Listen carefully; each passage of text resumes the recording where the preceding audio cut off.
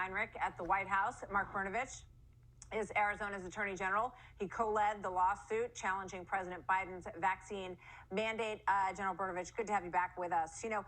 What about this idea that perhaps, as we heard from Senator Blunt, that perhaps this takes a burden off of this White House, because there were going to continue to be lawsuits from companies who wanted to make their own determination about how they run their own business?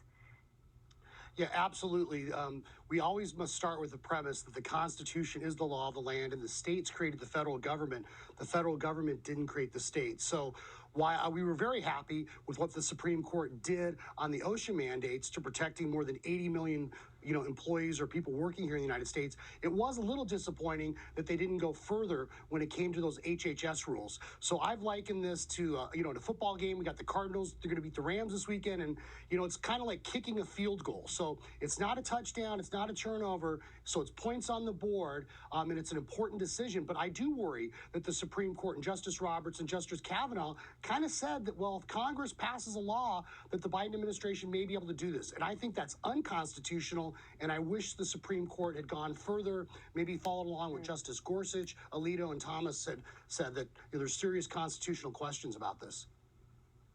Yeah, there was a fair amount of pushback against Justice Kavanaugh on social media and for his decision. On the other side, you had liberals who were lashing out about this decision and targeting the court and Republicans. Take a look at some of these tweets that were out there from Brad Woodhouse and a Georgetown professor. This is just sort of a sampling. The court is willing to let people die in the name of indefensible formalism. The president should take the Supreme Court to task for this abomination. That comes from Anthony Michael Crease. And Brad Woodhouse, who we're going to see later, says Republicans want to prolong the pandemic, have more people get sick and die so they can blame Biden and win an election, and the Supreme Court just helped them. Disgraceful.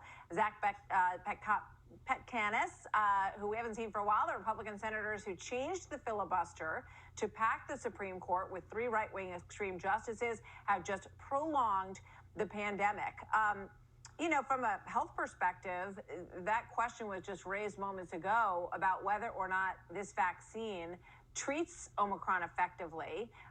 So that's, I think a very valid question for people to ask as they try to implement more vaccines going forward, when we're not sure if it really addresses the need that's out there. Plus, you had Supreme Court justices who were making fallacies, false statements about what's going on out there. I think that undermined their credibility quite a bit.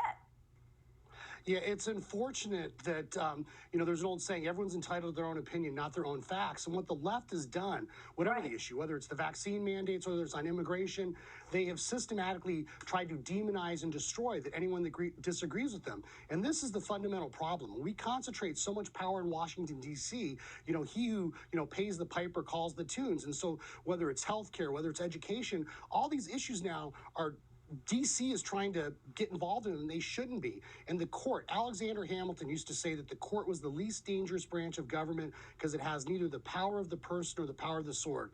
And unfortunately, in this country, our policymakers, let executive agencies run amok. They essentially let these bureaucrats run our lives, whether it's the EPA or whether it's HHS, your name your agency. And it's not the way the framers intended our government to work. And as Gorsuch alluded to, when it comes to public health, safety, and welfare, those decisions were meant to be left to the states, where government is more accountable and the people are closer to government. So what we need to do is start pushing back against the overreach of the federal government and realize not every problem requires a national solution.